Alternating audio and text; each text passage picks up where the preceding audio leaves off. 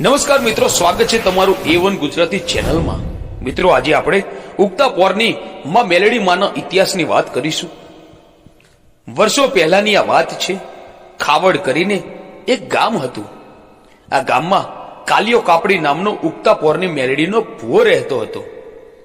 આ કાલિયો બાળ કુંવારો હતો। આ કાલિયો અને માં મેલડી સન્મુખ વાતો કરતા।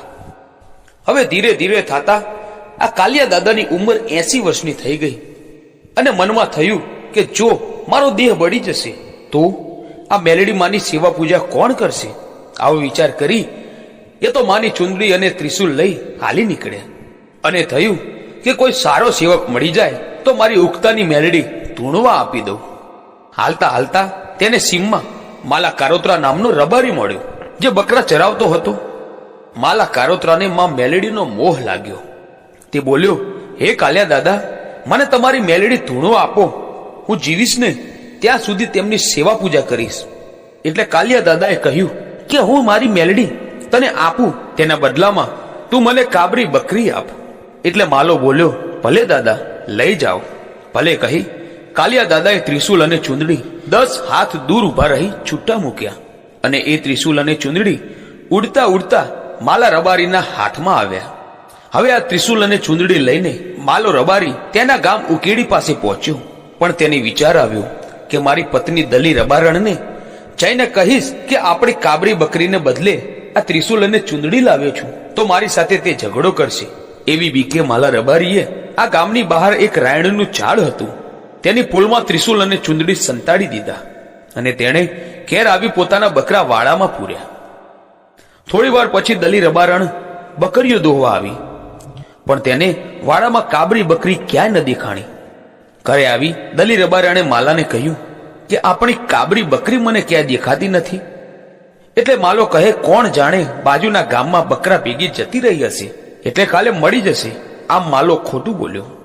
આમ 3-4 દિવસ નીકળી ગયા એટલે માં મેલડી રાયણના ઝાડેથી વિચાર કર્યો કે આ માલો બીકનો માર્યો કઈ બોલતો નથી અને મારે ક્યાં સુધી અહીંયા બેસી રહેવું, તે લાવને દલી રબારણના સપને જાઉં। આવું વિચારી માં મેલડી રાતના 12 વાગ્યાને દલી રબારણના સપનામાં આવ્યા અને બોલ્યા, એ દલી રબારણ, હું ઉગતાની મેલડી ખાવડ ગામથી તારે ગામ આવી છું। તારો માલો મને કાબરી બકરીને સાટે લાવ્યો છે। માલો બીકમાં કાંઈ બોલતો નથી અને મને ગામની બહાર રાયણના ઝાડની પોલમાં મૂકી છે। સવારે વાગતા ઢોલે મને ગામમાં લાવો અને હું તમારું નામ ઇતિહાસમાં અમર ના કરું તો ઉગતાની મેલડી નહીં। સવાર થયું, દલી રબારણે માલાને વાત કરી અને ગામમાં સૌ ભેગા થઈ માં મેલડીને વાગતા ઢોલે ઘરે તેડી લાવ્યા અને ઘરના પાણિયારે માં મેલડીનું સ્થાપન કર્યું અને બંને પતિ પત્નીએ ભેગા થઈ માં મેલડીની સેવા પૂજા કરવા લાગ્યા। આમ થતા 10 વર્ષ વીતી ગયા હશે અને ત્યાં માલાને ક્ષય રોગ થયો અને તે માંદો પડ્યો।